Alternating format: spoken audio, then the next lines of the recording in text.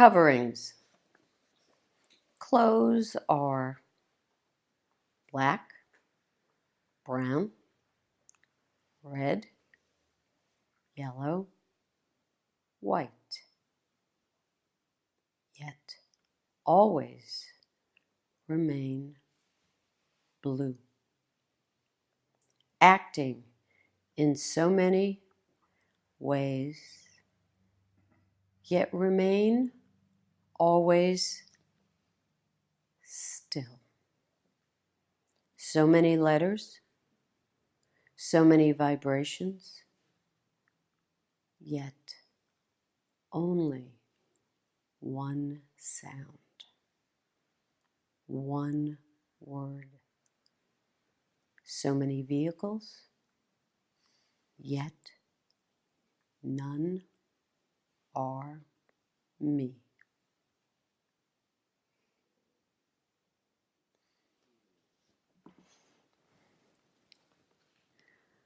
Last week, we started the subtlety of real learning. And this week, I wanted to continue to read some, but I also want people to speak up, share, where have you gotten to, and to go back with Aaron's definition. A learner is someone who is able to actively empty himself or herself, itself, they self, we self, whatever self, in order to receive the new. Receptive, willing to be instructed, surrender to authority, listens, participant. Because you have to be a participant to be a learner. And we did a series of dichotomies on learning, and I wanted to go again to the inability to discern underlying foundation, only doing behavior modification. The opposite was responding respectfully to a situation by listening deeply and learning at that level, which is what I mean when I say acting appropriately on the physical plane. The positive of inability to discern underlying foundation is getting by on the surface, which frees us from feeling anything. And the negative of responding respectfully is experiencing what's under the surface, which isn't always pleasant. And I have, it's not always fun, it's not always easy, but it is so much more rewarding and alive to feel what is underneath in its discomfort, its unpleasantness, its reality. So we had talked about beginners that look only at surface indicators, and we had spoken a little bit about Shaktipat, and how what people tend to do is they want to tame and domesticate the Shakti, which ain't gonna happen. Can't do it. So part of this, I wanted to do one more dichotomy, and I didn't give you papers, but I wanted to do this at this point was reality. And the opposite of reality is abstract. And so many people do abstract as a positive, but it's not. It is a way to avoid life. It is a way to think I know something and I don't know anything. The negative of reality is difficult, and the positive of abstract is manageable. And when we look back at Arjuna was listening to the abstract teachings from Krishna and thought he had it all because it was manageable. And he was so sure that he had it together, he kept on asking Krishna to see his true image. And Krishna finally said, okay. Showed the reality of his true image, and it was too difficult, too hard. It was no longer manageable. So he said, please go back. But he couldn't reverse that experience. So he couldn't go back to that abstract in the same way he once did. We cannot domesticate the Shakti. We cannot tame it. The only way forward with it is to surrender to it.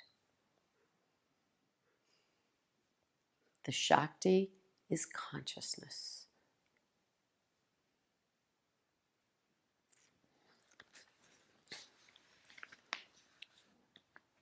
We did humble, appreciate, apologetic, awestruck.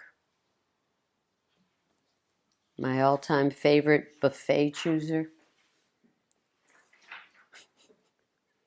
And when you look at that one, buffet chooser, you realize, wow, how many courses did I grow up with to do as a buffet chooser?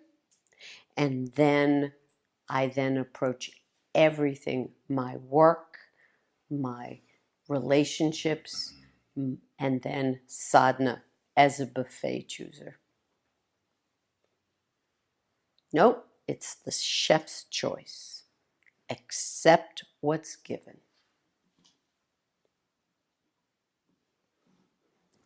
But goes back to, if I'm not a learner, I'm a buffet chooser.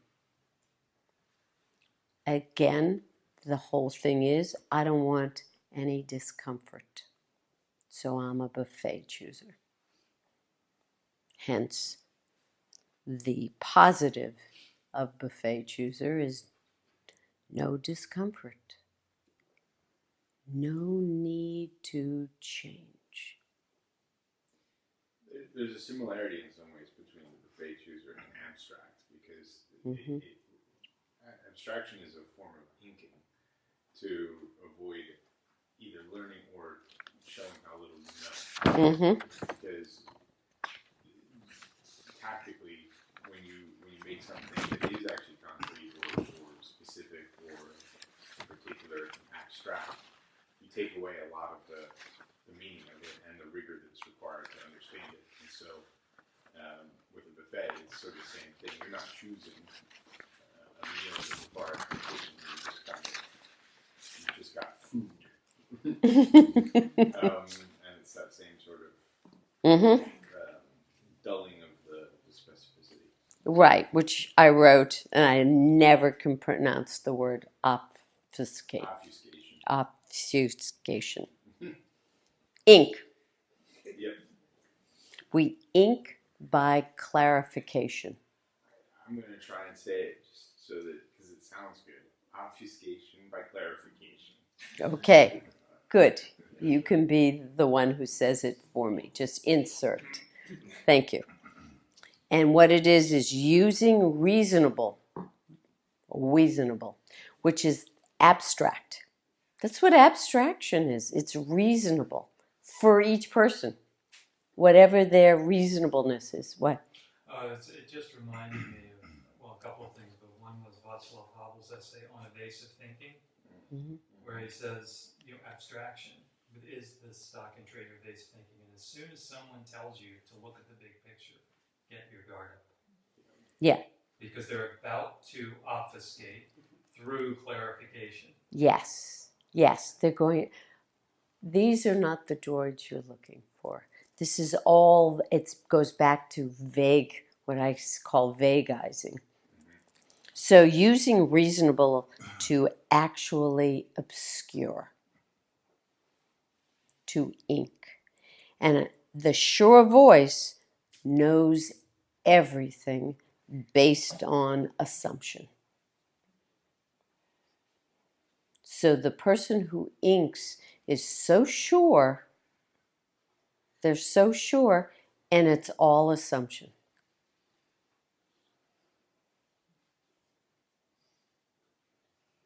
But they know. Is this making sense? So, and what I had also said last week was we have killed the possibility of expertise by not allowing criticism. So when the person inks, everybody's just supposed to affirm them and agree with them and not question them, not to come back and say, wait a minute, what do you mean? How's that work? So that criticism is actually, good criticism is taking the abstract and putting reality into it. And we want it to be real.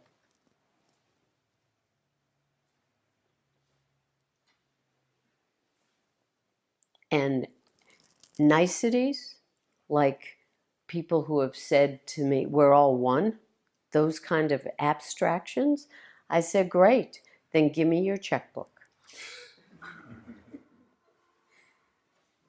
I can take all your money. It's okay. It's all one. You've said that as long as I've known you, which is like 16 years at this point. And I didn't really understand that until recently, what you really meant by It meant give me all your money.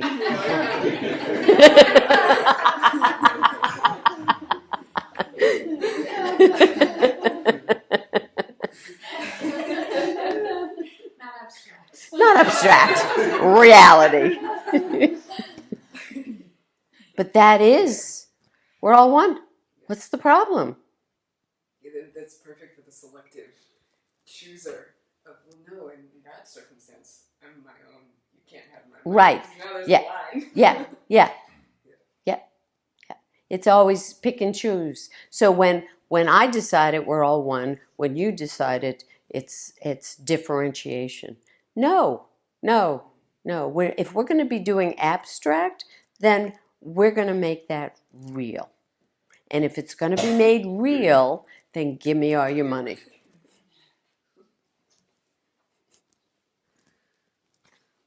This making sense? Okay, so that subtlety of learning, that reality of learning, that spirit of learning, I wanted to talk a little bit about false equivalency, because that's what ends up happening. Correct? Oh, correct. So sad. So sad. So I took this from the internet somewhere, but it made sense. It's reasonable. An argument or claim in which two completely opposing arguments appear to be logically equivalent when in fact they are not. So there's one shared characteristic at least. Correct? That's how people will equate me with someone. Oh, you can do it. She has gray hair. She has gray hair. They're the same. She went to India. She went to India. They're the same. This is what people do all the time. How many people have been insulted by false equivalency? Raise your hand. Yes. Oh my God. Yes. It's just like, really? Really? And then you get to see they're only looking at surface indicators. There's no subtlety of learning. There's no subtlety of awareness. They're not actually looking at the facts. The facts.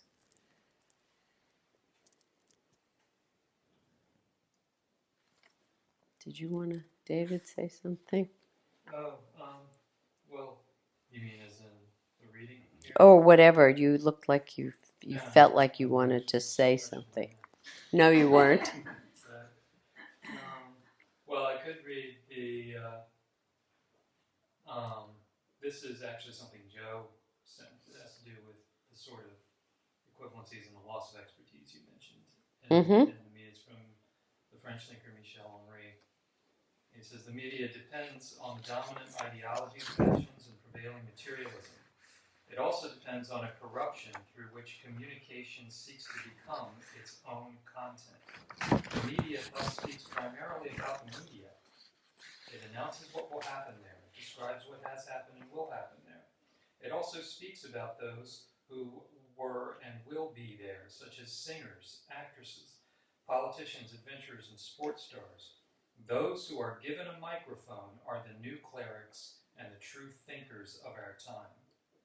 When thought is reduced to cliches and language to onomatopoeia, speech is given to those whose discourse is sure to be heard, the ones who know nothing and have nothing to say. This is where we're at. And if you look at a page on the news, what the false equivalency is somebody's picture in a bathing suit that went viral is actually equal to a situation where people are dying. They're equal importance. That's what we are doing. So then and I learn from that, if I'm a learner, I then go, then my little upset is no longer a little upset. My upsets are big. They're as important as what's happening globally.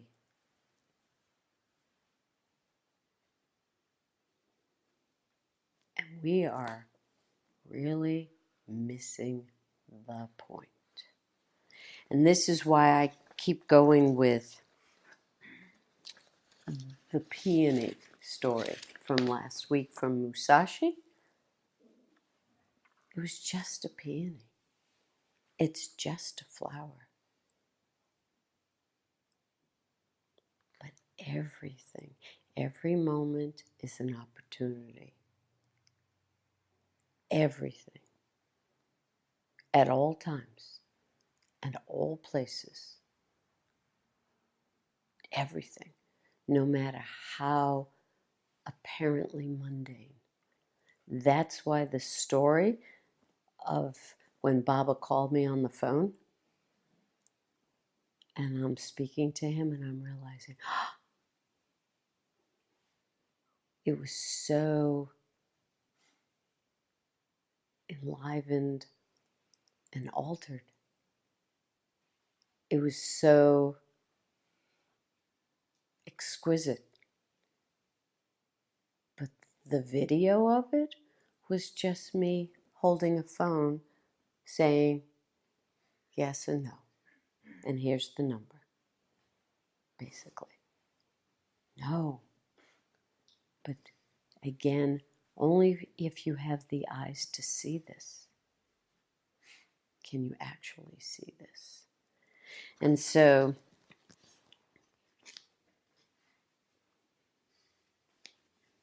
back to last week, putting the finishing touches on the single peony. He was arranging in an iga, a vase. Sekishu Sai asked Otsu, "What do you think? Is my flower arrangement alive?" Standing just behind him, she said, "You must have studied flower arranging very hard." "Not at all. I am not a Kyoto nobleman, and I've never studied either flower arranging or the tea ceremony under a teacher." "Well, it looks as though you had. I use the same method with flowers that I use with the sword." Otsu looked surprised. "Can you really arrange flowers the way you use the sword?" "Yes. You see, it's all a matter of spirit.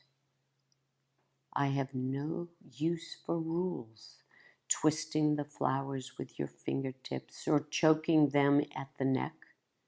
The point is to have the proper spirit, to be able to make them seem alive just as they were when they were picked. Look at that. My flower isn't dead."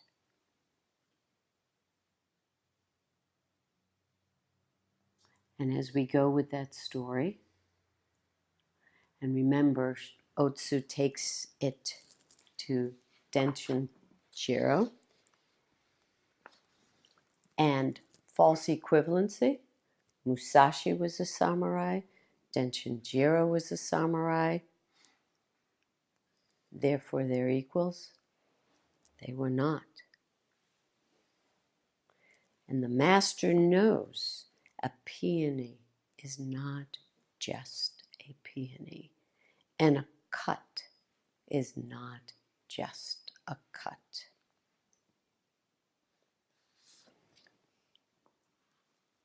So, again, back to it after Musashi sees, after remember, he's cut the stem. Musashi was far more fascinated by the 8-inch piece of stem than by the flower in the alcove. He was sure the first cut had been made with either scissors or a knife. Since peony stems are lithe and supple, the cut could only have been made with a sword, and only a very determined stroke would have made so clean a slice. Whoever had done it was no ordinary person, although he himself had just tried to duplicate the cut with his own sword. Upon comparing both ends, he was immediately aware that his cut was by far the inferior one. It was like the difference between a Buddhist statue, carved by an expert, and one made by a craftsman of average skill. He asked himself what it could mean. If a samurai working the castle garden can make a cut like this, then the standards of the house of Yagyu must be even higher than I thought. So what's going on? What's going on?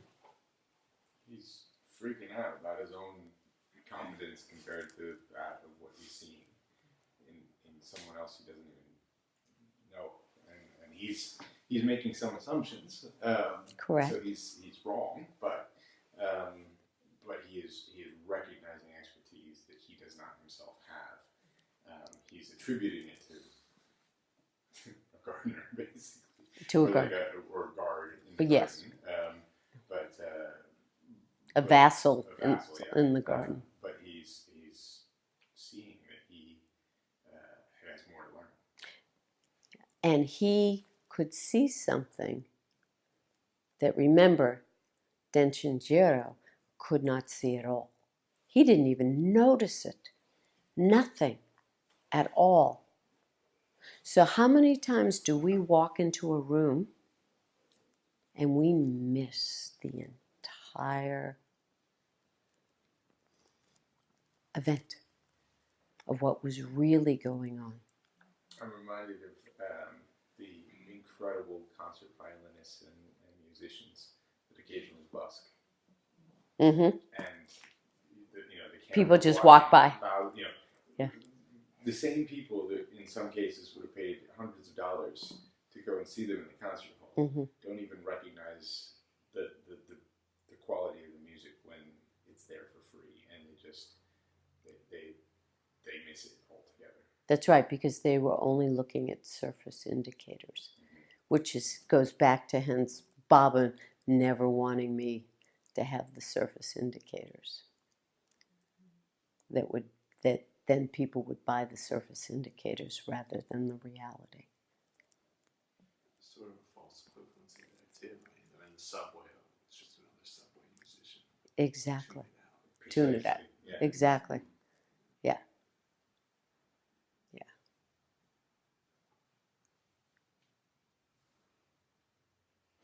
Yeah. When I was in grad school, and I went to the 8-Hour Theater in San Francisco, and I watched that man take 15 minutes to open a fan, and he never moved.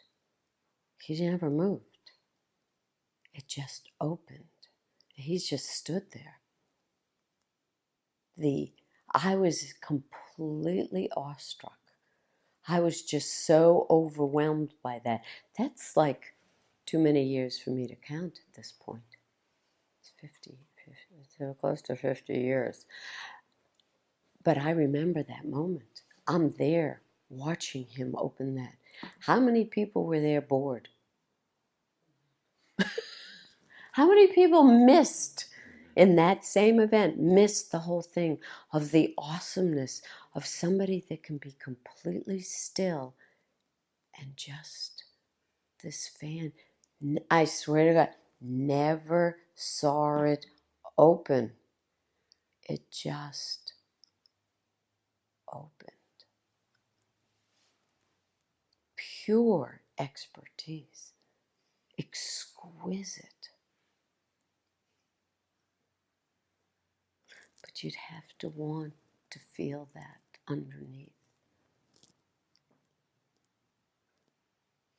I remember going to listen to, yes, what's his name? Rostropovich. Just him. Just him playing the cello. That's it. Yeah, it was cello. For 2 hours. Just him. Oh, I just sat there and it's just like, because it wasn't the music, it was the music.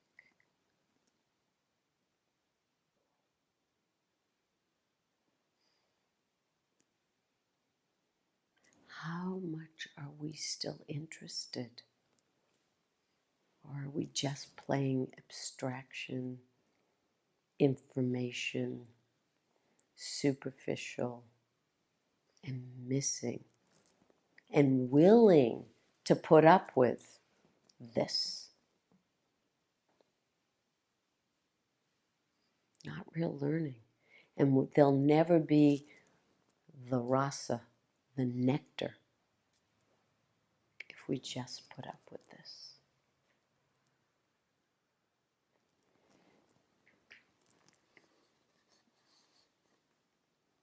Back to Musashi. His confidence suddenly deserted him. I'm nowhere near ready yet. And then Otsu. After returning her horse to the stable, she went to report to the master. He laughed and said, "So they were angry." Remember, this is the two samurai. This is Denchinjiro, not Musashi. He doesn't even know Musashi's there, right? Doesn't know. But he probably did know, but he didn't know. So they were angry. Fine, let them be angry. There's nothing they can do about it. Why were they angry? They didn't get to see him They as didn't- they had expected. As they had expected. As they had expected. After a moment, he seemed to remember something else. "Did you throw the peony away?" he asked. She explained that she had given it to the maid at the inn, and he nodded his approval. Why? What? Yeah, there was someone. He knew that there was Musashi. He knew what was going to happen. He knew who the peony was for. Oh, oh, oh. He knew all along.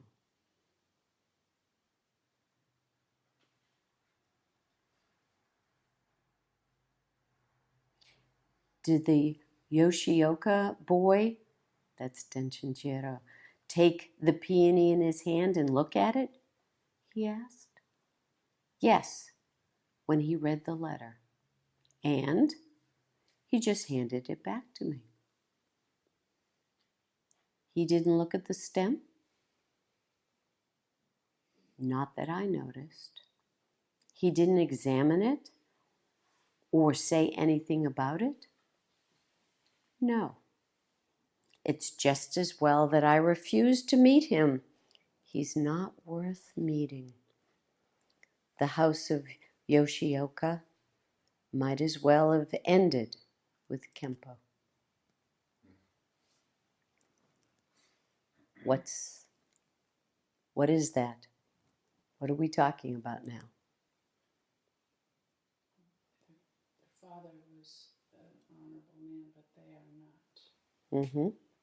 The lineage. The lineage just is gone. Yeah, the lineage you go. And it's not about honorable, it's about capable of seeing the subtle. Yeah, could not see the subtle, not able to learn, and had no desire to learn. There was no desire to learn. They had a set idea about what they were going to do, and that was it. So then we move along, and we've not read this part, with Jatiro, who is the boy who's actually working with kind of Musashi. Okay?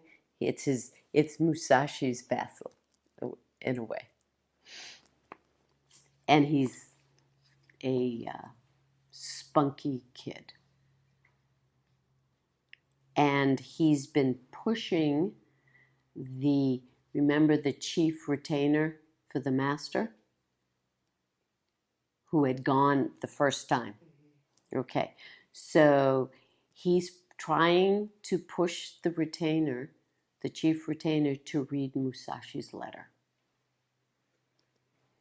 And so he finally goes, the retainer goes, "I admire your determination not to let your master's message go undelivered. I'll read it." I mean, he really pushed him, this kid, because he wasn't going to read it at all. I know exactly what's going to happen, blah, blah, blah, blah, blah. So, and why shouldn't you? You're the highest ranking official in the house of Ayagu, aren't you? This is the boy speaking.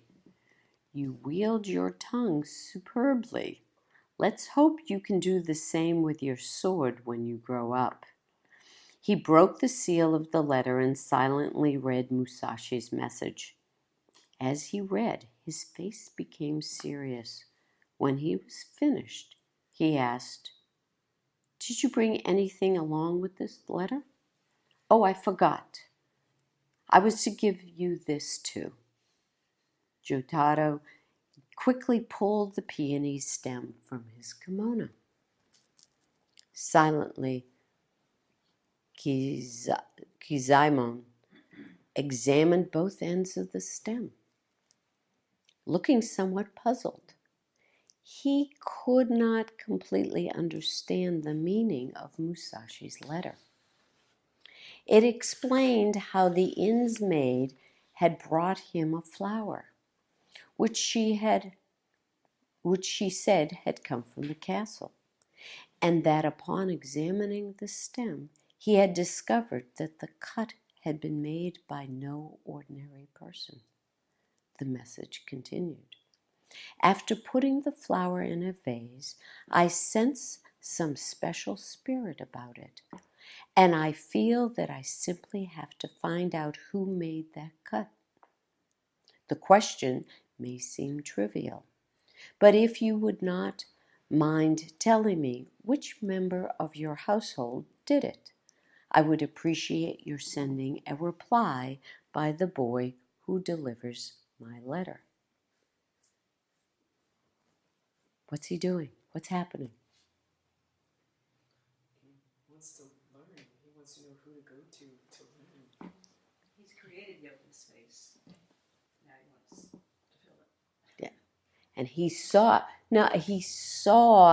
wants to know who actually cut that peony. He wants to know who did that. Because he recognized that through that subtle, he recognized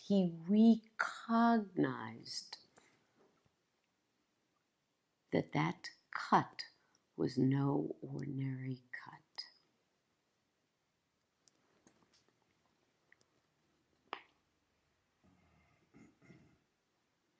What an odd thing to write, thought the chief retainer. He looked at the peony stem again examining both ends closely, but without being able to discern whether one end differed from the other. Now what's going on?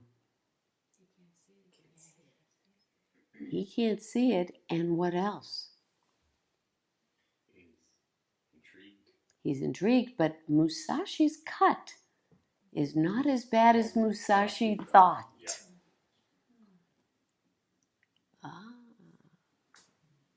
But Musashi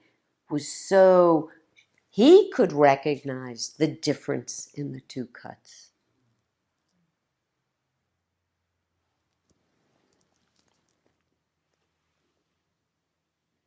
So he then calls the other retainers. Come look at this. Can you see any difference between the cuts at the end of this stem? Does one cut perhaps seem to be keener? He looked at it, the stem this way and that, had to confess that he saw no difference between the two cuts. Let's show it to Kimura. They went to the office at the back of the building and put the problem to their colleague, who was as mystified as they were. Someone else. Was able to say, this is one of the flowers the old Lord himself cut the day before yesterday. Shoda, weren't you with him at the time? No, I saw him arranging a flower, but I didn't see him cut it. Well, this is one of the two he cut.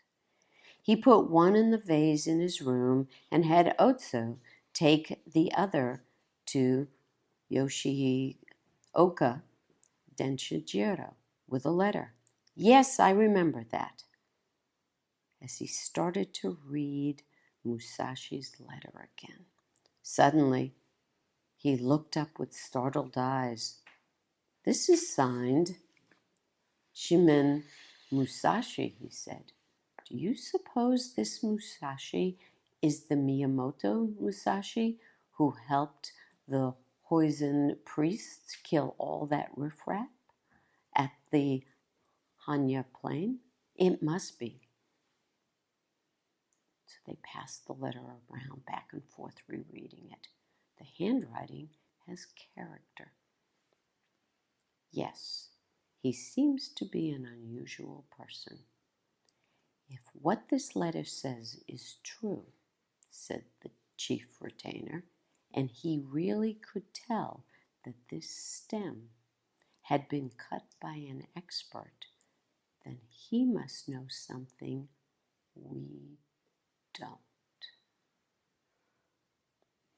The old master cut it himself, and apparently that's plain to someone who has eyes that really see.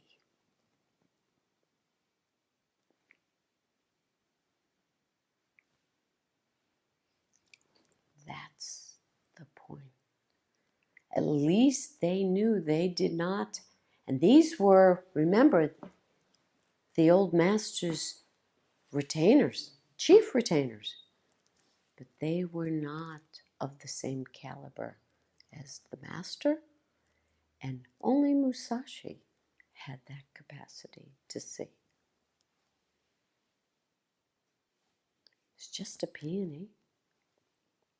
It was just a cut, and yet so incredibly vital. How many times do we discard conversations, meetings, events, when it's always there alive for us to learn, live, feel? Oh,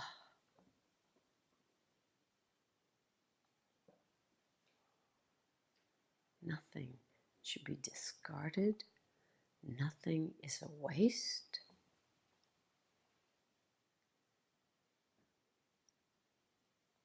It's all meant for that vitality, for the love, for God. It isn't, we're not to be buffet choosers.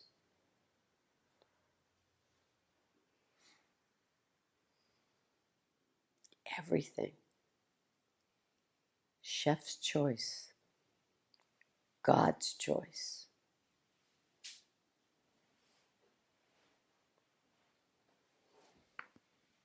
And don't miss it by using abstraction, reason, false equivalencies.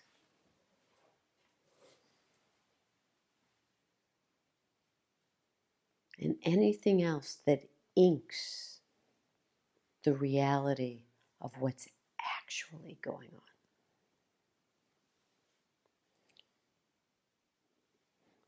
So how many people think that living sadhana, living spiritual lives, or we have to go into caves somewhere and be monks hiding in monasteries?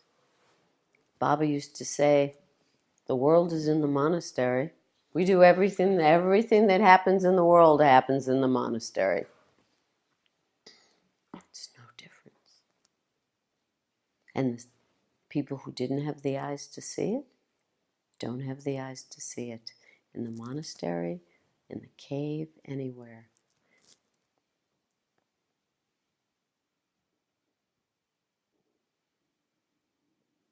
And what makes anybody think that God is only in these little spots?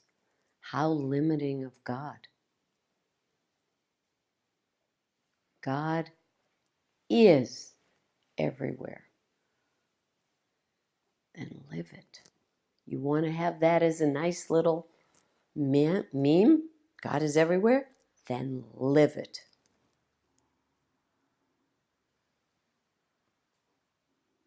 God is in that bank account. God is in the grocery store, the house, our work, all relations, traffic,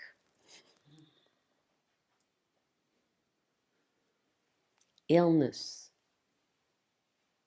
everything.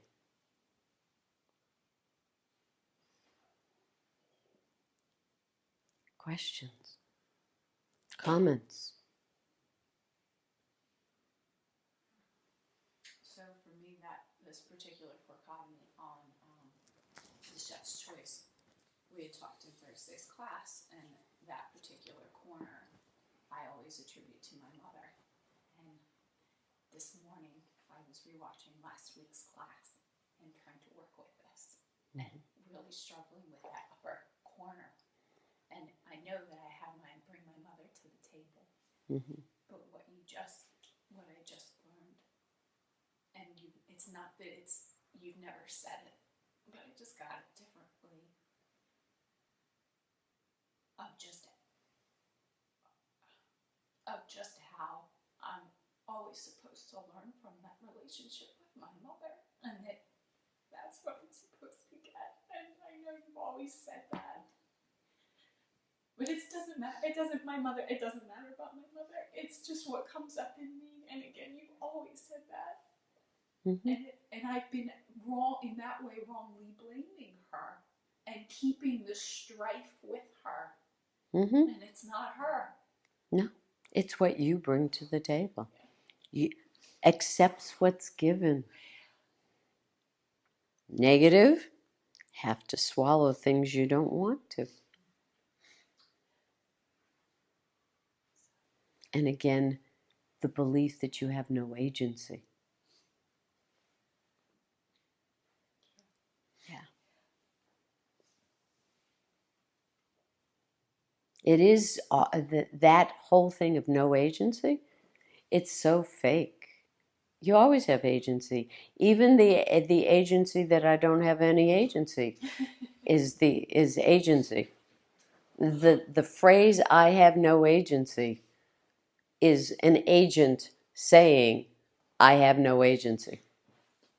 That kind of goes to what chewing on, which is that those guys, the chief retainer and the other retainers, had enough expertise to know they didn't have the expertise, to know that Musashi had the expertise, to know that he lacked the expertise of the master, if that makes sense. Right. And so how do you get, the problem is, they had enough discipline, enough training, enough competence to recognize somebody else recognizing something that they couldn't recognize. So they were 2 steps below. Right. So Musashi saw the master, saw himself below. Right. These guys could see themselves below him. Right. The majority of people in the majority of circumstances are so far from having any actual expertise at this point, because we don't. We took rigor out of everything. So how do we overcome that? How do we even, because people are now. It's a great question. It is, because my unfortunate answer is that the person has to crash. Yeah, and that's the problem. We like globally, we have to come to a humility, right, that we don't have, because the problem is that right now, anybody that has expertise that they can't recognize isn't appreciated. It's not only that they're not appreciated; it's almost that they are insulted by somebody else's expertise. Which goes back to appreciate, devalue, take for granted, idolize, and sees clearly. So they believe they see clearly by devaluing so-and-so or such and such. And they don't like appreciating expertise because they see it as idealizing and worshiping and false worship, inappropriate. And yeah, that's what you do. And we've got to get back to apprenticeship. We've got to get back to discipleship. We have to get back to actual learning, a willingness to admit that I do not have the learning to do something. We don't admit that at all. And in all situations, no matter where they are at this point, well, Do you want to then call the electrician? No, I watched a couple of YouTube videos and I got it. Good on you. Tell me when that shock happens. We've also buffet education at every level, Mhm. primary up to professional school graduate. We've just buffeted it all. Yeah. There's no I requirements. was in the airport Yeah. the other day. I didn't even share this with you. And the couple sitting there, I got to talking, and they mentioned they were from South Dakota, I think. They mentioned that their grandson was in the second grade, and they are horrified because there's now in the entire school there's only one taught class section.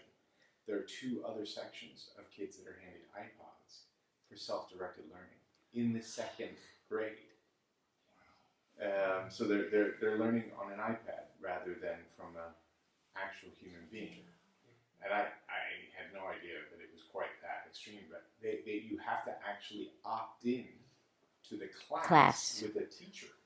Mm-hmm. That's how bad it is. And she had been a teacher, and she's just horrified to see where things have gone. And that was the point of the conversation. Yeah, so it is not even a buffet.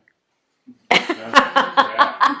It's dumpster diving. Well, yeah, and it's it's the rubber chicken meal that you're just being handed, without you don't even get Actual food. Beef. Yeah. You get no choice. Here it is, and that's just scary because that's an entire generation that won't have learned from human beings. Right, and will not have learned. Yeah, and the problem is there's no correction, and this is. That's what I said. There's no criticism. Right. It's not allowed. And they'll develop an ability to solve a problem on a screen, but a problem involving human beings will defeat them every time. Mm-hmm. And no community because there's no common set of facts or Well, I think knowledge. I think back. Oh to, no, my opinion is the fact, and your opinion is your fact. Well, I think back Opinions are facts now. to our own schooling. Aaron and I could easily have done some of the academic coursework for years ahead. I mean, Aaron in particular. But part of the point of the schooling was to go through the boredom, the rigor, the tedium. I wanted to. Maturation of spending the time going through the hell of seventh grade. Right, which is why I want to be enlightened. So Not to redo in and seventh grade ever again. But yeah, that was my whole point. I kept on demanding that you stay with your peers and work with your peers. And ultimately, we couldn't do that. Ultimately, you ended up having to skip the 2 grades. But I wanted you both to have, I would never have wanted you homeschooled. No. And it was suggested. I remember. And no, I wanted you to, and remember, I also, no buffet. There was no buffet. You had to do the chef's choice. And we had to do And the entire curriculum that was required. And whatever else. But I also required that you respect your teacher enough so that none of your teachers knew whether theirs was your favorite course or not. Right, yeah. They didn't know because you were supposed, at the very least, you were going to learn something from each teacher. Just like, even though this is going on tape, Kim Stein. Mm-hmm. And that recognizing that the lesson might not be what's in the book is completely lost on anybody that's learning from an iPad. Exactly. It's really scary. Really, really scary. So how do we make that change? Well, right here. But again, how many are there? Tops 40, 50 people. But if we go back to Fahrenheit 451, How many people were in the woods? Not many. But that's okay. So the question then becomes not how do we make the shift of those people, because they're not going to want the shift. And the people who are learners, are they really, is the work to heavy lift the shift, or to stay the course? This goes back to, again, to Musashi, and one of the stories is he goes into a duel, and he sees pretty quickly that he's being ambushed. There are archers in the trees. There are 100 swordsmen, and his rival Kochiro is on a hill somewhere watching this whole thing. And he fights the good fight, but then he realizes he's never going to make this. This is not, he can't overcome all of these people. He withdraws, saves his own life to dig in deeper. Lots of times that question of how do we make the change is in order to keep the expert superficial, to pull the expert off their actual journey.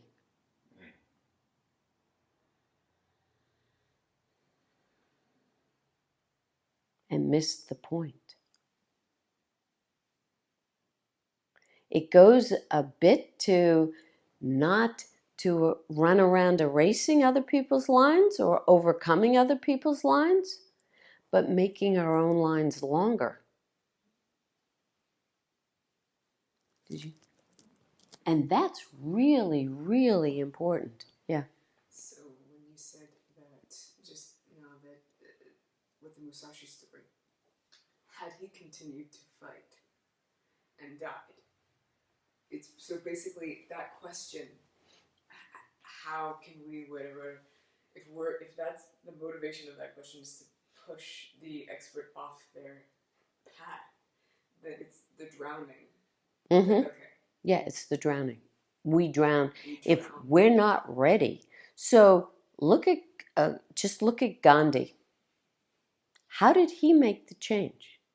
And would he have early on been able to make that change? No, why not? He was so angry. He was an angry young man. He was angry. He was not ready. He was not ready. What did he need to do? And Clean himself out. he needed to clean himself out. He needed to accept his own anger and hate. Exactly. Yes. He needed to clean himself out first.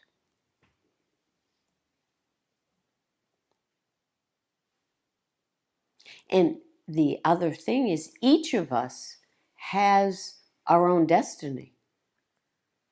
If you're destined to be a cave dweller, are you going to be a great public transformer? No. So that's again surrendering to our own destiny. Not my job. This is my job. Knowing what our job is.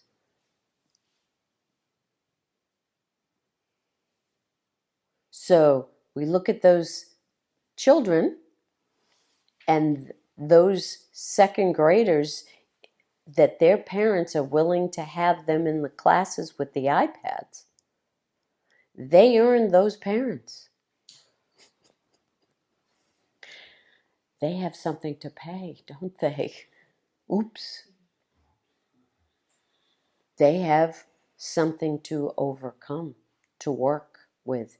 They're not going to grasp. And back to false equivalency with that kid, Alex, I'm not saying last name, who thought and was encouraged to be at an equal condition state that you were and Aaron was.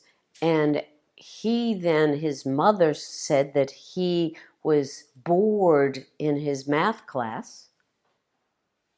Bored in math class. This was in high school. And so the teacher was not a stupid teacher. She said, fine, he could sit in the back of the room, work at his own pace, which is basically an iPad, but it was a book, work at his own pace, and the only thing he had to do was take the tests. Just take the tests, get the A's on the tests, and he could work at his own pace. She knew. What happened? He failed. He failed. Boredom does not mean that you're so smart that you know the info, you know it already.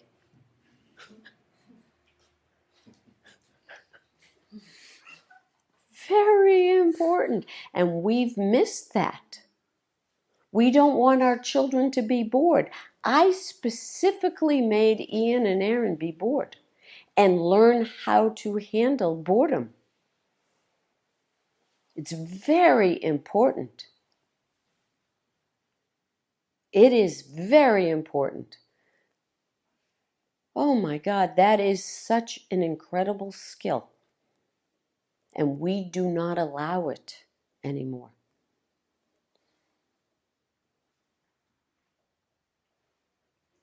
So how do we overcome all of that?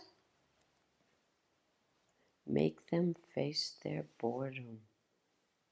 Make them be bored. And then watch what occurs.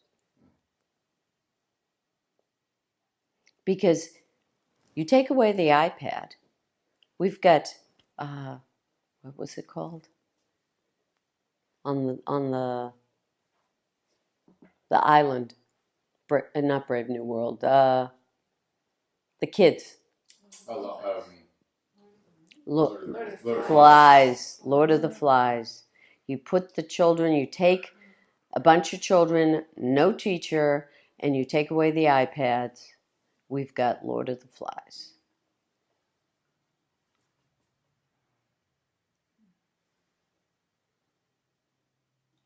And the only difference is, you know how they had groups?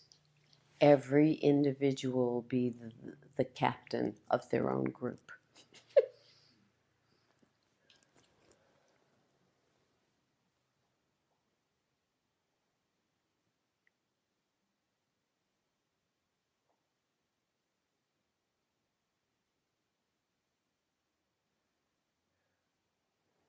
Learning.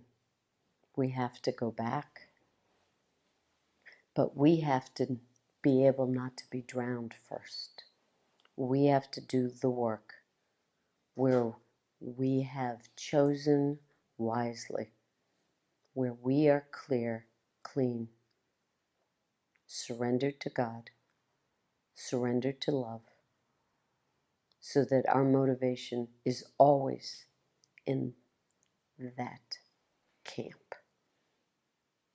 And we're not about our individuality.